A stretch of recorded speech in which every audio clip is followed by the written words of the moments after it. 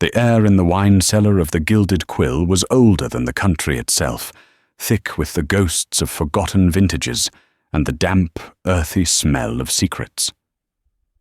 Maya Washington sat on an overturned crate of Bordeaux, the rough wood biting into her thighs through the thin polyester of her waitress uniform. The cold was a living thing, seeping up from the stone floor, through the soles of her worn-out sneakers, and into her bones. Her wrists were raw and red, not from handcuffs, but from the way she'd been gripping them herself, a desperate, subconscious attempt to hold herself together. Upstairs, the sirens were getting closer, a shrill, rising cry that sliced through the muffled elegance of the main dining room, the clink of crystal, the murmur of powerful men, the brittle laughter of their wives. They thought she was a thief. They thought she was nothing. But what the manager, the police, and the beautiful, cruel woman who had put her in this cellar didn't know was that Maya possessed a key. Not a key to a safe or a secret bank account, but a key forged from thousands of hours spent in dusty library archives. A key that could unlock a lie a century in the making. When the cellar door finally opened, they expected a confession. Instead, they would face a 20-year-old waitress from the Bronx who held the power to dismantle a carefully constructed dynasty, and she was about to turn that key. The chaos had started, as it often did at the Gilded Quill, with an illusion of perfection. It was a Tuesday night, but the restaurant hummed with the energy of a weekend. Oil barons from Texas argued about drilling rights over plates of seared scallops, while tech moguls in $1,000 hoodies quietly negotiated the future of the digital world. For Maya, it was just another 8-hour shift of navigating treacherous terrain, balancing trays laden with food that cost more than her weekly rent, and perfecting an expression of serene invisibility. At 20, Maya had the quiet, observant eyes of someone much older. She moved through the opulent dining room like a ghost, a blur of black and white against the deep mahogany walls and gilded mirrors.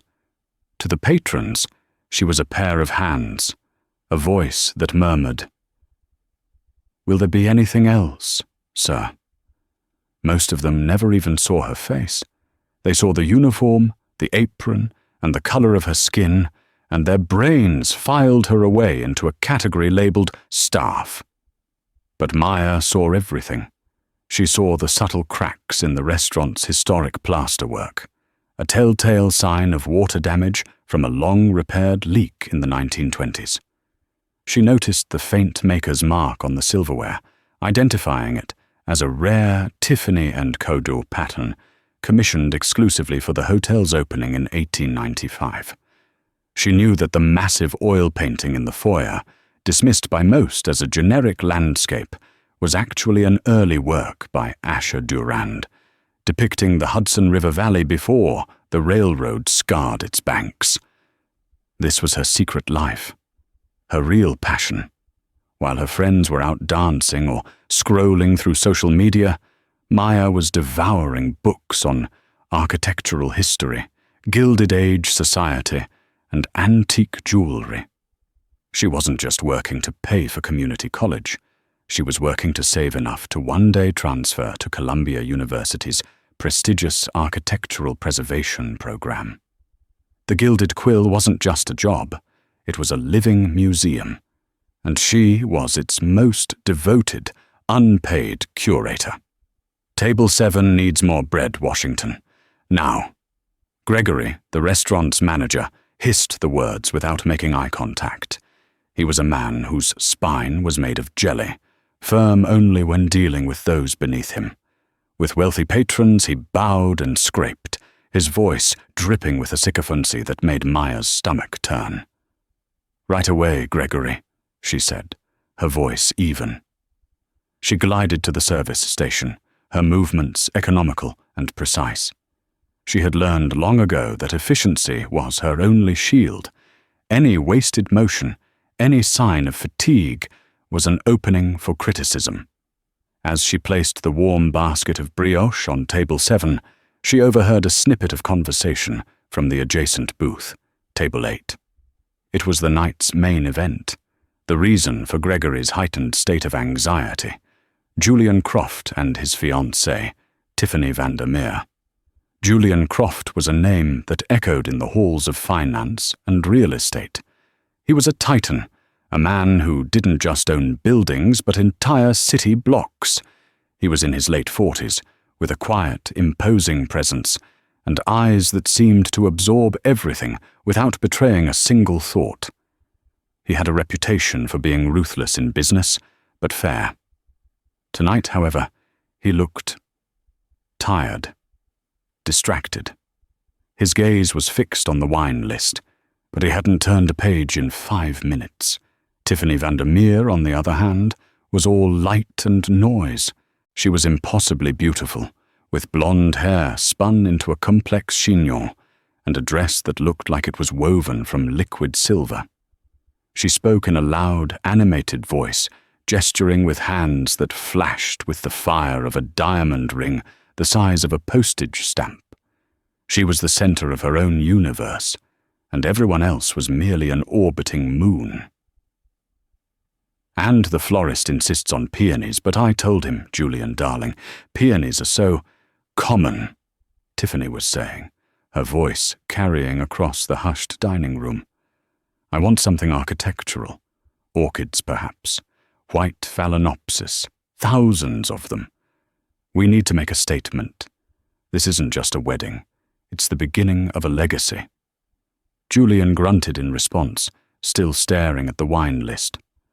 Maya cleared the bread basket from a nearby table, her path taking her close to their booth. As she passed, Tiffany's hand shot out, her fingers snapping inches from Maya's face. You, girl! Maya froze, her training kicking in. Yes, Mum? My water glass is empty, and it's been empty for at least 2 minutes, Tiffany said, her tone suggesting this was a crime on par with arson. Are you new here? No, Mum. My apologies. Maya took the crystal glass, her fingers careful not to smudge it. She could feel Julian Croft's eyes on her for a brief moment, a flicker of something unreadable. Annoyance? Embarrassment? Before he returned to his wine list. This was the rhythm of the night. Tiffany making demands, Julian receding further into his own thoughts, and Maya fetching, pouring and clearing, a model of professional deference. The appetizer, a delicate tower of tuna tartare, was sent back because the avocado was a shade too green. The wine, a $2,000 bottle of Chateau Margaux, was decanted with a trembling hand by Gregory himself, who sweated through his shirt under Tiffany's critical gaze. The main course arrived, a porterhouse for Mr. Croft, a single poached Dover sole for Miss Vandermeer. As Maya set the plate before Tiffany, her sleeve brushed against a small, ornate clutch purse on the table. Watch it, Tiffany snapped, pulling the purse away as if Maya's uniform might contaminate the alligator skin. This bag costs more than your education. Maya's jaw tightened, but her face remained a placid mask. My apologies, Mom. She retreated to the shadows of the service station, taking a deep breath. She had dealt with people like Tiffany before, people who used cruelty as a currency to prove their own worth. It was ugly, but it was part of the job. She just had to get through the next hour, get her tips, and go home to her books, to a world where value was measured in beauty and history, not price tags. The end of the meal was approaching. Julian Croft had barely touched his steak. He had taken 2 calls on his cell phone, his voice low and tense. Tiffany, however, had eaten every last bite of her fish and was now regaling him with details about ice sculptures for the wedding reception. And then, after the ceremony, we'll release 200 white doves, she concluded, looking at him for approval. Julian finally looked up from his phone. Doves, he said, his voice flat. Tiffany, that's incredibly cliché, and it's terrible for the birds. They're domesticated. They can't survive in the wild. Tiffany's smile faltered. A flash of raw fury crossed her face before being replaced by a pout. But it's romantic, Julian. It's for the pictures. Cancel the doves, he said, his voice leaving no room for argument. He signaled for the check. Gregory practically sprinted to the table. While he was fawning over Julian, Tiffany decided she needed to powder her nose. She stood up, a vision in silver, and swept towards the ladies' room. It happened 5 minutes later. A shriek echoed from the back of the restaurant. It was a sound of pure theatrical panic. Every head in the dining room turned. Tiffany Vandermeer burst out of the hallway leading to the restrooms, her face a mask of horror. "It's gone!" she screamed, her voice high and piercing. "My earring! It's gone!" She rushed back to the table, her hands fluttering around her right earlobe, which was conspicuously bare. "My earring! The Croft star. It was my grandmother's. Julian, it's gone." Julian stood up, his face grim. "Are you sure, Tiffany? Did you check the restroom?" "I checked everywhere. It was here. I had it on when I sat down. I remember touching it." She frantically patted the velvet seat of the booth, her hands flying over the floor. "It's gone. Someone must have taken it." And then her eyes, wild and accusatory, landed on Maya, who was standing by the service station, holding a tray of dirty coffee cups. "You," Tiffany breathed, her voice dropping to a venomous whisper. She pointed a trembling, diamond-clad finger. "It was you. The waitress." The entire restaurant fell silent. Every eye in the room, the oil barons, the tech moguls, their wives, swung to fixate on Maya. She felt 100 pairs of eyes on her, stripping her bare. She was no longer invisible. She was a specimen. "Mom?" Maya's voice was barely a whisper. Her heart was hammering against her ribs. "You brushed against my purse," Tiffany accused, her voice rising again to a hysterical pitch. "You were clumsy. You touched my things. You must have unclasped it then. You stole it." "No," Maya said, shaking her head. The coffee cups on her tray began to rattle. "No, I would never—" "Don't lie!" Tiffany shrieked. "A piece like that, it's worth a fortune. Enough to change a little girl's life, isn't it?" The insinuation hung in the air, thick and poisonous. Gregory rushed over, his face pale. "Miss Vandermeer, I'm sure there's been a misunderstanding." "There's no misunderstanding." Tiffany turned on him. This thief stole a family heirloom. I want you to search her. I want you to call the police." Julian Croft finally spoke, his voice a low rumble that cut through his fiancée's hysterics. "Tiffany, calm down. Let's be rational." He looked at Maya, his expression unreadable, but his eyes were cold, analytical. "Miss, would you mind emptying your pockets?" It wasn't a question. It was a command. The humiliation washed over Maya in a hot wave. In front of the entire dining room, she was being treated like a criminal. With trembling hands, she pulled out the contents of her apron pockets, a notepad, a pen, 2 crumpled dollar bills she'd found on the floor earlier, and a tube of lip balm. "There," she said, her voice shaking. "I don't have it." "Of course she doesn't have it in her pocket," Tiffany scoffed. "She's probably hidden it, in her locker, or she swallowed it. People like her are clever." The phrase "people like her" echoed in the silent room. It was a brand, a condemnation. "That's enough," Julian said sternly. Though his words were directed at Tiffany, his gaze was still locked on Maya.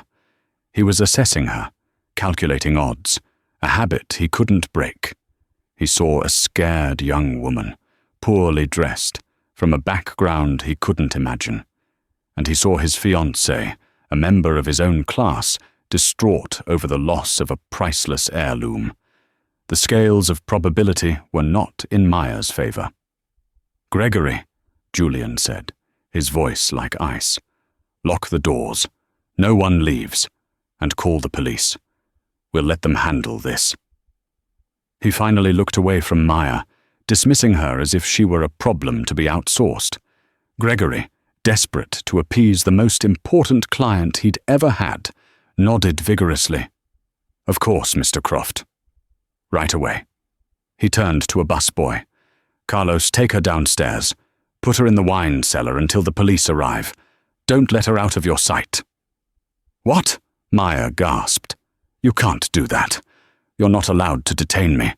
I'm the manager of this establishment, and you are suspected of grand larceny on my property." Gregory snarled, his fear transmuting into petty tyranny. "You'll do as you're told." Carlos, a boy of no more than 17, looked terrified, but he took Maya's arm.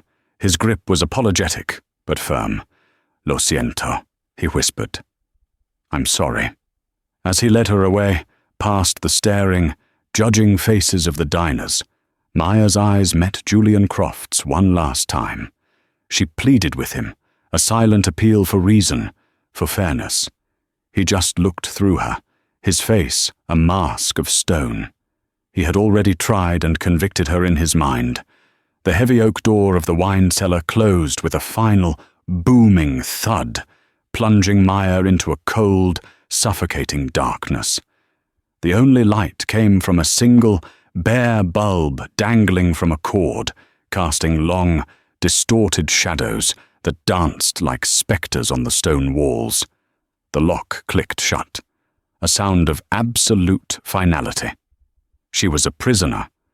For the first few minutes, she just stood there, shaking. The adrenaline that had flooded her system in the dining room receded, leaving behind a cold, nauseating dread. This couldn't be happening. It was a nightmare. She was a student, a hard worker.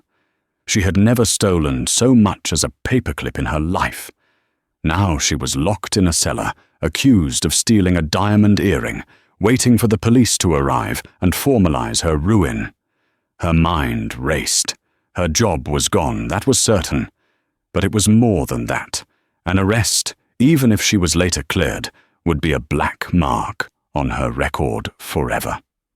It could jeopardize her college applications, her financial aid, her entire future.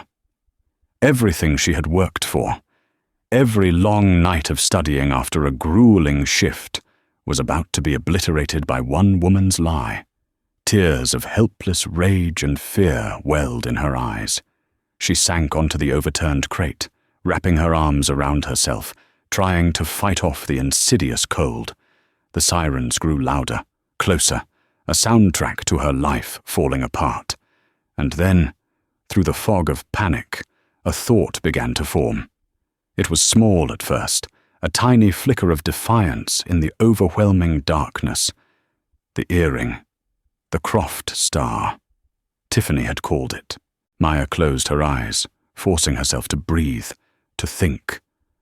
She replayed the scene in her mind, not the accusation, but the moments before.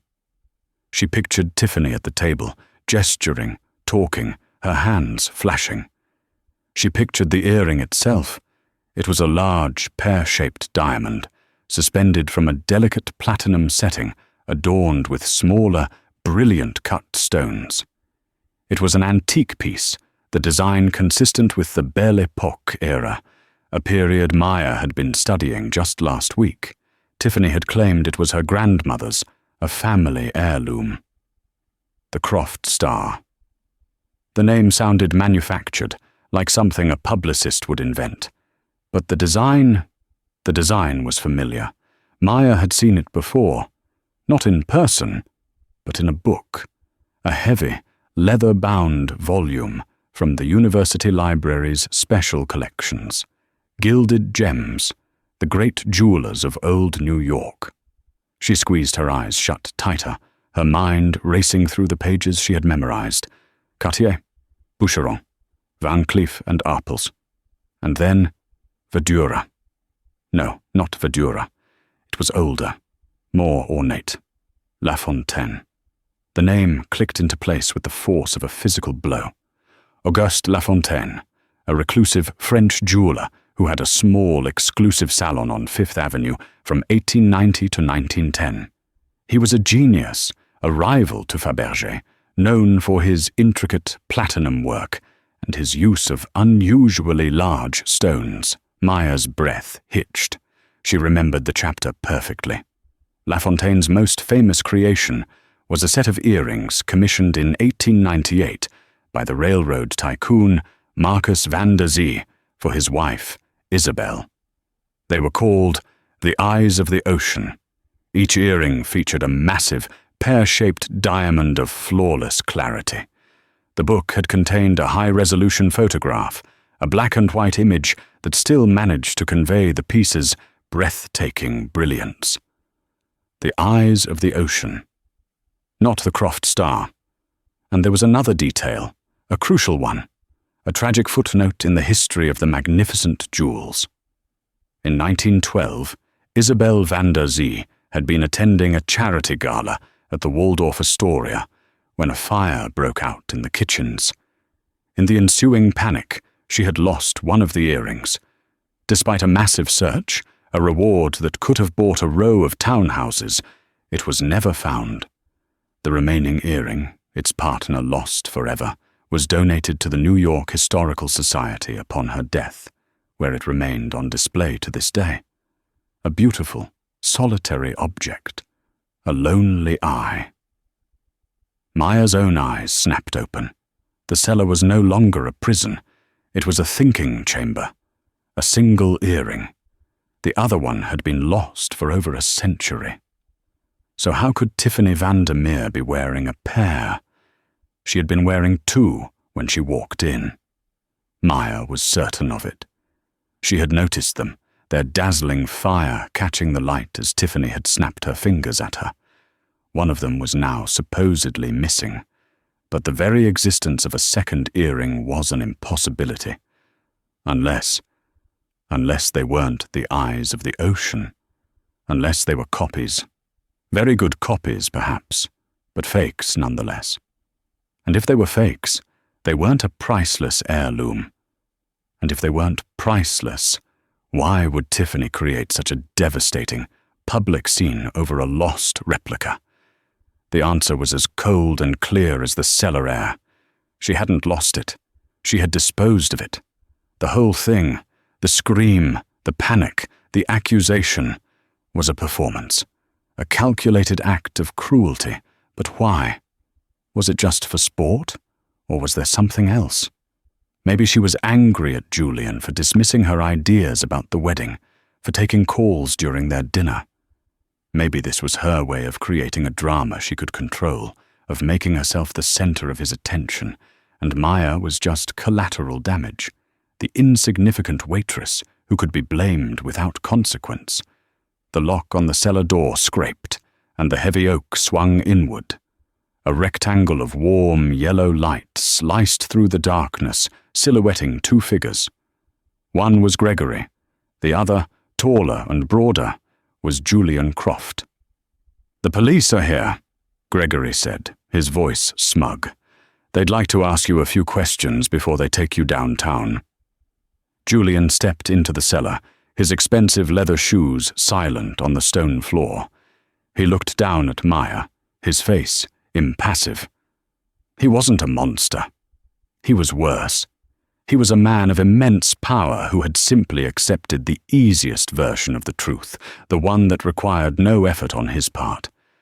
"Miss," he said, his voice devoid of any warmth, "this will be much simpler for everyone if you just tell us where you put it. I'll even speak to the DA myself. Perhaps we can arrange for a lesser charge." This was her moment. The fear was still there, a cold knot in her stomach. But it was now overlaid with something else, the sharp, clarifying power of knowledge. She was no longer just a scared waitress. She was the only person in the room who knew the truth. She rose from the crate, her back straight, her chin lifted. She met Julian Croft's indifferent gaze without flinching. "You won't find the earring, Mr. Croft," she said, her voice steady and clear, echoing slightly in the stone chamber. Gregory snorted. "Is that a confession?" It's a fact, Maya said, her eyes still locked on Julian. Because it doesn't exist. Not in the way you think it does. Julian's eyebrow raised a fraction of an inch, a flicker of curiosity. Explain. Your fiancé called it the Croft star, Maya began, her voice gaining strength. She said it was a family heirloom. But the design is unmistakable. It was made by Auguste Lafontaine in 1898. The original earrings were known as the Eyes of the Ocean. She saw the change in his eyes. It wasn't belief, not yet. It was surprise. The surprise of hearing an obscure, historical detail from a source he had already written off as insignificant. They were commissioned by Marcus van der Zee, Maya continued, pressing her advantage. There's a photograph of them in Gilded Gems, the great jewelers of old New York, page 112. But here's the most important part, Mr. Croft. One of those earrings was lost in a fire at the Waldorf Astoria in 1912. It was never recovered. The surviving earring has been in the collection of the New York Historical Society since 1945. It's a famous story in jewelry circles. She took a step closer, her voice dropping slightly. So, you see the problem? There is only one Eye of the Ocean left in the world. It is physically impossible for your fiancé to have owned a pair. The silence in the cellar was profound. Gregory looked utterly bewildered, his mouth hanging open. Julian Croft, however, was perfectly still. His face was a blank canvas, but his eyes were working, processing, analyzing. He was a man who dealt in data, in verifiable facts, and Maya had just handed him a set of data points that contradicted everything he thought he knew. Which means, Maya concluded, her voice ringing with the conviction of truth, that the earrings Miss Vandermeer was wearing tonight are replicas, fakes, and you don't call the police and ruin someone's life over a lost piece of costume jewelry, unless you never lost it in the first place.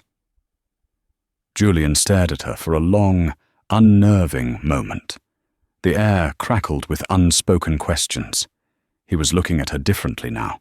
He was no longer seeing a waitress, a thief, a problem. He was seeing an anomaly, an unexpected variable that had just shattered his entire equation. "Get out," he said, his voice a low growl. "Mr. Croft?" Gregory stammered. "Not her," Julian clarified, his gaze still fixed on Maya. "You, get out, and tell the police to wait." Gregory, looking completely flummoxed, scurried out of the cellar, pulling the heavy door almost shut behind him, leaving a small crack of light. They were alone. "How do you know this?" Julian asked. His voice was different now. The dismissive tone was gone, replaced by a sharp, focused intensity. This was the Julian Croft who built empires, the man who could spot a flaw in a balance sheet from 100 paces. "I study architectural and design history," Maya said simply. "It's my passion. The Gilded Quill is full of Lafontaine's design motifs. He consulted on the original metalwork. I recognized the style." She didn't mention the hours in the library, the sacrifices, the depth of her obsession. She just gave him the facts. He pulled out his phone. His thumbs moved with blurring speed across the screen. He was not a man who took things at face value. He was verifying. He was cross-referencing. Maya could hear the faint clicks as he navigated websites, his face illuminated by the phone's cold blue light. She waited, her heart pounding. This was the tipping point. He could either dismiss her as a clever liar or accept the possibility that the woman he was about to marry was the one who was lying. After what felt like an eternity, he looked up from his phone. His face was pale. "The New York Historical Society," he said, more to himself than to her. "Digital Archives, item number 74.3, The Eye of the Ocean, a single diamond earring by Auguste Lafontaine." He had found it. He had found the proof. She told me her grandfather bought them for her grandmother at an estate auction in Paris, he said, his voice hollow. The foundation of his reality was cracking. He wasn't just questioning the earring anymore. He was questioning the last 2 years of his life. There's an easy way to find out for sure, Maya said quietly. The remaining earring is probably in her clutch, or perhaps she flushed it down the toilet in the ladies' room. But a replica, even a good one, wouldn't have La Fontaine's maker's mark. It's a tiny, stylized AL, hidden in the platinum filigree on the back. This final, speh, the specific detail was a surgeon's scalpel, precise and final, excising the last remnants of his doubt. It was too esoteric, too deeply embedded in a world he didn't know, to be a fabrication. It was the unassailable truth. Julian Croft turned without another word, his movements stiff, as if his suit had suddenly become a carapace. He walked out of the cellar, leaving the heavy oak door swinging slightly on its hinges, a wounded mouth breathing stale, cold air into the corridor. He did not close it. He did not imprison her again. That, in itself, was a verdict. Maya remained, standing in the cathedral of dust and shadows, her body a taut wire of spent adrenaline. The silence he left behind was louder than the sirens had been. It was a vacuum, filled only with the frantic drumming of her own heart and the distant, spectral clinking of ghosts from vintages past. She had fired her only shot, a single silver bullet of arcane knowledge forged in the lonely hours of her secret life. Now, there was nothing to do but wait for the echo, to see what fell. She sank back onto the splintered crate, the cold of the stone floor creeping back into her bones, a familiar but now less menacing chill. She listened.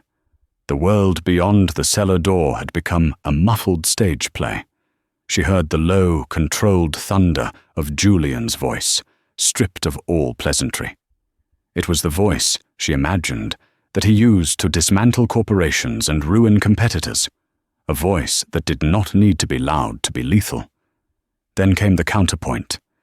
Tiffany's voice, a shrill, frantic violin, playing a melody of denial and outrage that quickly frayed into the discordant notes of panic.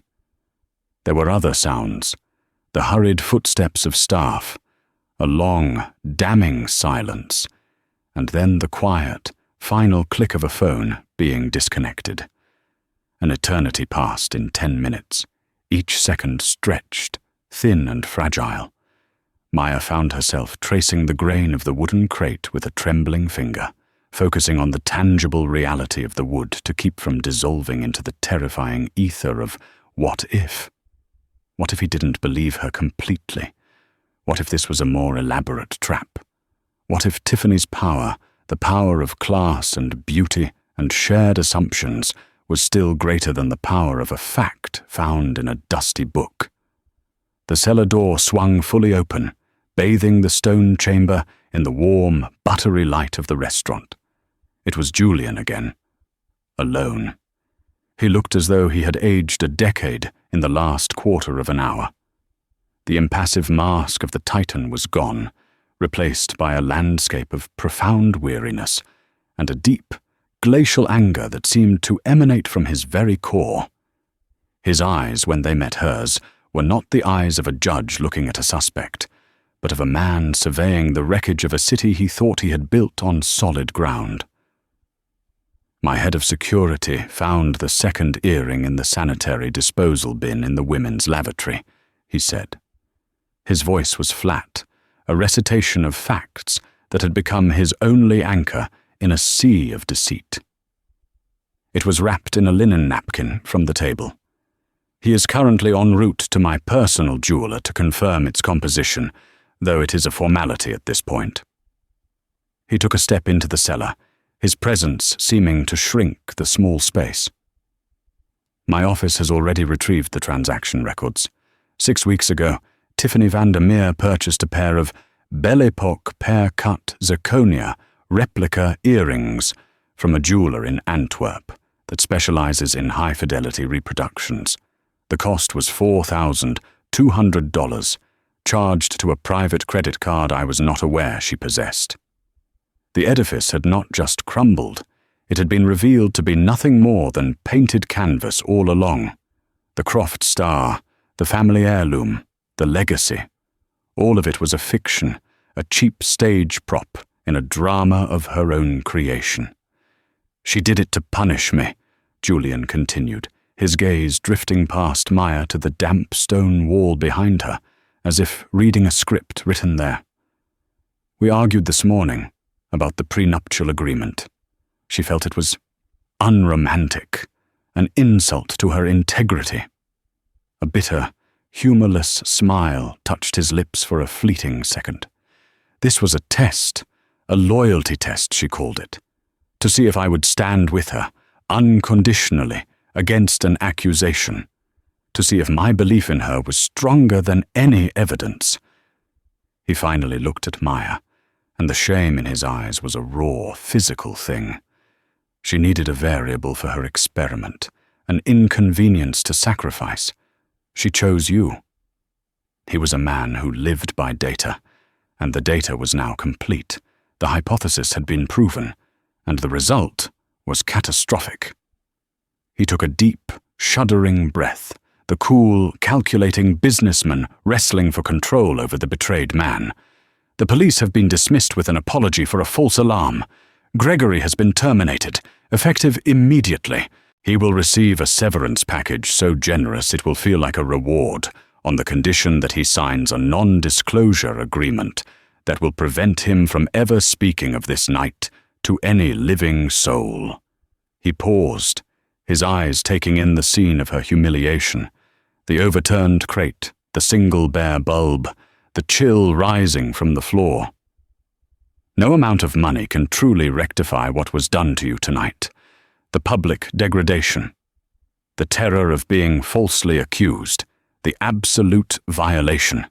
His eyes met hers again, and they were clear of calculation for the first time. "But I must try. First, and most inadequately, I offer you my deepest and most profound apology. I did not listen. I did not see. I accepted the easiest narrative, and in doing so, I failed you utterly. There is no excuse for my failure." Maya could only nod, her throat tight with a knot of unshed tears. The relief was so vast, so absolute, it was dizzying. It was like being pulled from beneath a frozen lake into the blinding sun. "Second," he said, reaching into the inner pocket of his jacket. He produced a checkbook and a fountain pen with a gold nib. "I am going to write you a check. The number will be obscene. It is the only tool I possess to address errors of this magnitude. It will be enough to guarantee that you never have to work another day in your life, let alone serve another entitled customer." He began to write, the scratching of the pen on the paper the only sound in the cellar. But as he wrote, something inside Maya, something that had been frozen with fear, began to thaw and then harden into a core of pure, unyielding steel. She had not survived this ordeal to be paid off like a disgruntled contractor. She had not armed herself with knowledge to have it all reduced to a monetary transaction. "No," she said. The word was quiet, but it cut through the silence with the authority of a gunshot. Julian stopped writing, his pen hovering over the paper. He looked up, his expression one of genuine confusion. "I'm sorry?" "I don't want your money, Mr. Croft," Maya said, her voice stronger now, resonating with a conviction she didn't know she possessed. The words surprised her, yet she knew, with absolute certainty, that they were the truest words she had ever spoken. To accept the check would be to agree that her dignity had a price. It would be to validate his worldview, that everything, even a human soul, could be bought and sold. I don't understand," he said, lowering the checkbook. This is a solution. This is how we make this right. Is it? Maya took a step forward, out of the shadows and into the sliver of light from the doorway. She was no longer the terrified girl on the crate. You think a check can erase what happened? You think it can buy back the respect I lost in front of that entire dining room? You think it can silence the memory of that lock clicking shut? She saw him flinch. You want to make it right? She pressed on, a lifetime of being overlooked and underestimated fueling her words. Then don't offer me a settlement. Don't treat me like a liability you need to pay to disappear. Acknowledge what actually happened here tonight. I wasn't saved by your security team or your lawyers. I saved myself. I saved myself with knowledge that I worked for, that I sacrificed for. That knowledge is not a curiosity, Mr. Croft. It's a tool. It's a weapon. It's my value. Don't try to buy it. Recognize it. He was silent for a long, heavy moment. He looked at her, truly looked at her, as if the uniform and the exhaustion and the social status had been burned away, leaving only the fierce intelligence in her eyes and the unshakable steel in her spine. He was a man who recognized value when he saw it, and for the first time, he was seeing hers in its true form. He slowly capped his pen and put the checkbook back in his pocket. The gesture was a concession, an act of surrender. The Croft Foundation, he said, his voice different now, speculative, the mind of the builder replacing the mind of the crisis manager. It is my family's philanthropic arm. We have a division dedicated to architectural and historical preservation. We acquire and restore landmark properties that have fallen into disrepair. He paused, his eyes narrowing as an idea took shape. We just finalized the acquisition of the old Merchants Exchange building on Broad Street. It's a Cass Gilbert masterpiece from the Gilded Age, but it was savaged in the 70s. Gutted, dropped ceilings, fluorescent lighting, a travesty. Our goal is a full, period-accurate restoration. The project is being led by a team of academics from Princeton, but they are theorists. We need an eye. Someone on the ground, in the building itself, every day. Someone with a granular, passionate understanding of the period. Someone who can spot a discrepancy in a cornice or identify the original manufacturer of a brass fitting from a single hinge. He was no longer looking at an inconvenience. He was looking at an asset. This wouldn't be a gift, he stated, his tone shifting to one of professional negotiation. It would be a salaried position, junior preservation consultant. You would be an official liaison to the academic team. You would have access to the city's archives, a research budget, and a mandate to ensure every detail of the restoration is authentic. He held her gaze. And the foundation provides educational grants to its most promising consultants. Full, unconditional scholarships to the university program of their choice. We would be prepared to sponsor your application to Columbia's Architectural Preservation Program, effective immediately. This was not a payout. This was not charity. This was an opportunity forged from the very knowledge that had been her salvation. It was a key to a door she had only ever dreamed of peering through, and he was not giving it to her. He was acknowledging that she had earned the right to hold it herself. Tears, hot and sudden, welled in her eyes. But they were not the tears of fear or humiliation she had shed in this cold, dark place. They were tears of a profound, earth-shattering catharsis, the release of a pressure she had carried her entire life. "I accept the position," she whispered, the words tasting of freedom. Upstairs, the world had been surgically altered. Julian did not believe in messy endings. As Maya ascended the cellar stairs, her legs still unsteady, she saw that the dining room was nearly empty. The remaining patrons spoke in hushed, conspiratorial whispers, sensing the aftershock of a tectonic event. Tiffany was gone. A town car had been summoned. Her engagement ring, the real one, had been left on the table. A silent, glittering statement. The fairy tale had ended, not with a bang, but with a quiet, ruthless efficiency. As Maya walked toward the staff locker room to collect her meager belongings, she passed table 8. It was a still life of a disaster. A half-eaten steak, a single glass of untouched champagne, a crumpled napkin. And there, nestled against the ornate leg of the table, lay the source of the night's horror. The fake earring. It must have fallen when Tiffany had sprung up in her feigned panic. It lay on the plush carpet, winking under the opulent light of the chandelier. She stopped. She bent down and picked it up. It was lighter than she expected, and cool to the touch. It was a beautiful lie, a hollow thing made of glass and cheap metal that had almost destroyed her. She held it in her palm, feeling its utter worthlessness. It was a symbol of Tiffany's world, a glittering facade with nothing of substance beneath. She closed her fist around it, the sharp edges of the setting digging into her skin, a final, painful reminder.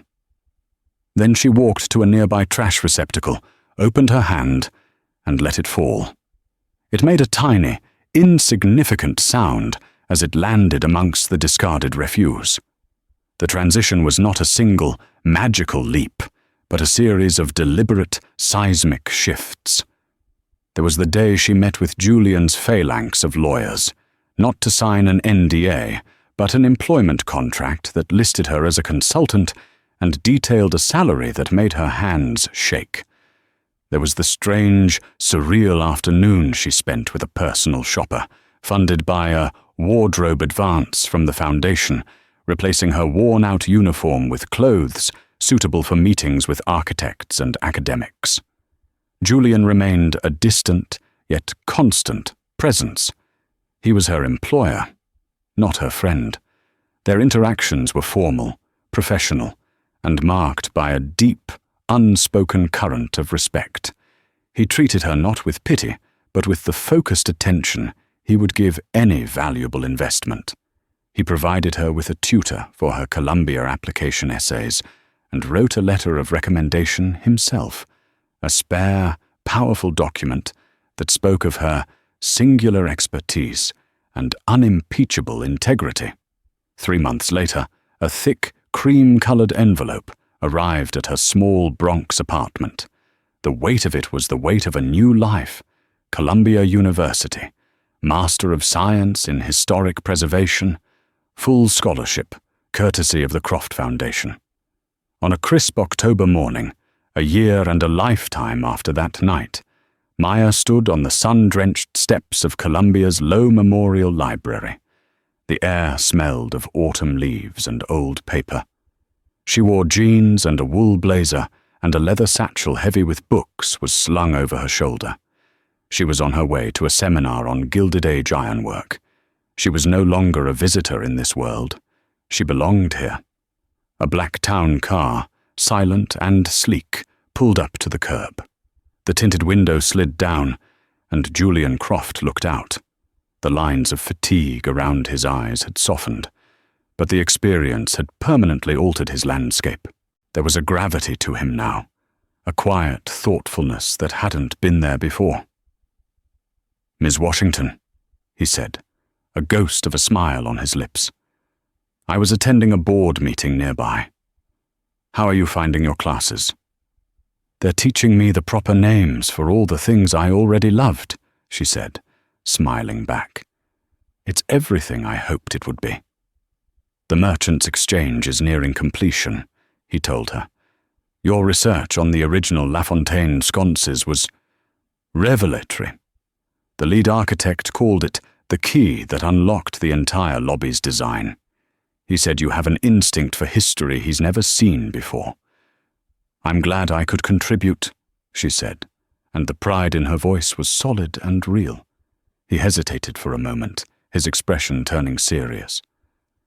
"I heard through the grapevine that she married a minor European royal last month, a man with a crumbling castle and a mountain of debt. He looked away, toward the grand library facade. What she did, the calculated cruelty of it. I often wonder if you've been able to move past it. Maya thought for a moment. The memory of the cellar, the cold, the fear, no longer a ghost, but a scar. It was a part of her, a reminder of the forge that had shaped her. I don't think you ever move past something like that, she admitted, her voice steady. You just build a different house around it, a stronger one.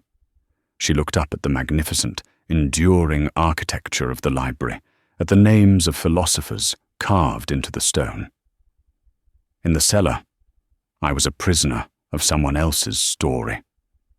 Now, I get to be the architect of my own. He nodded slowly, a deep and final understanding passing between them. Well, keep building, Ms. Washington.